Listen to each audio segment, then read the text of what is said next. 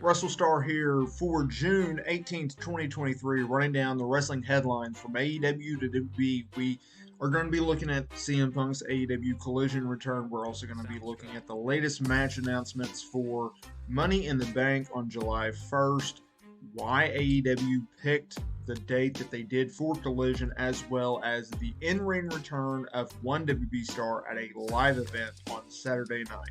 With all that being said, let's get into the news.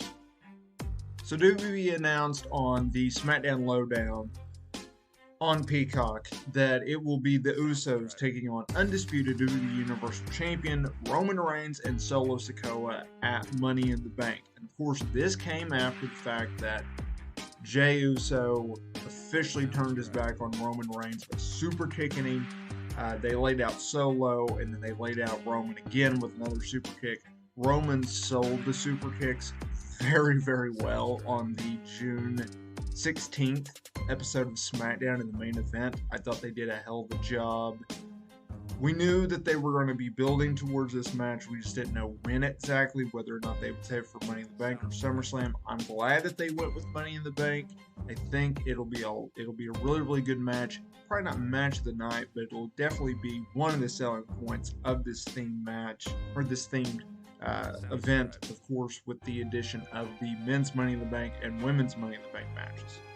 CM Punk made his AEW Collision return, his first match back since All Out, where he won back the World Heavyweight title from Jon Moxley, where he tore his triceps before getting into a backstage brawl with the Elite.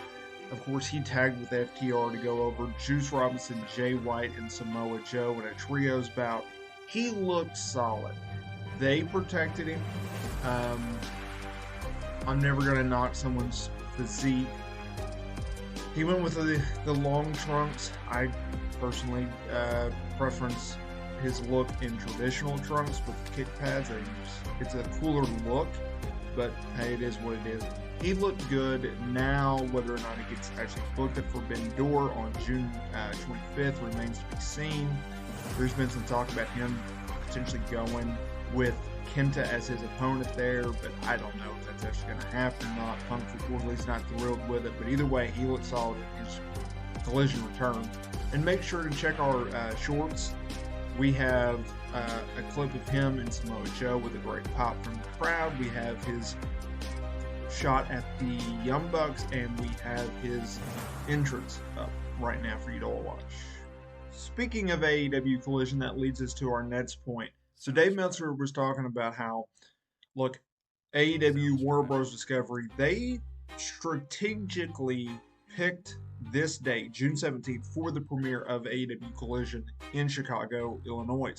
Not only to go with CM Punk's return, but the idea of, and Meltzer pointed this out, by doing this date in this part of the calendar of the United States, you're not going up against stiff competition as if you would be if they did it beforehand with the NHL playoffs, whether it be the NBA playoffs. You're not going up against college football come the fall, everything like that.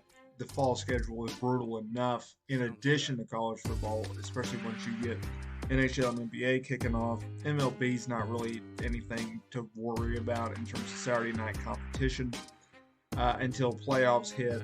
You're going to deal with,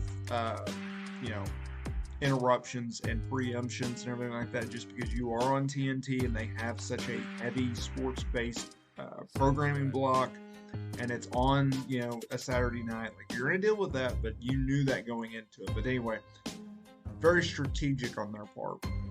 And finally, Bobby Lashley is back in WWE. He's back in the ring. He had been off television for about a month now. He hasn't worked a match in a month now, and he made his return on Saturday night at a live event by picking up a win over Karrion Kross. Now, this was the same show that Roman Reigns actually worked. He worked Rey Mysterio in the main event.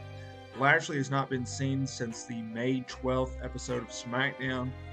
On that show, he originally won a triple threat match as part of the World Heavyweight Tournament before losing in the semifinals to AJ Styles, who went on to the finals and lost to Seth Rollins, who obviously became the champion in there.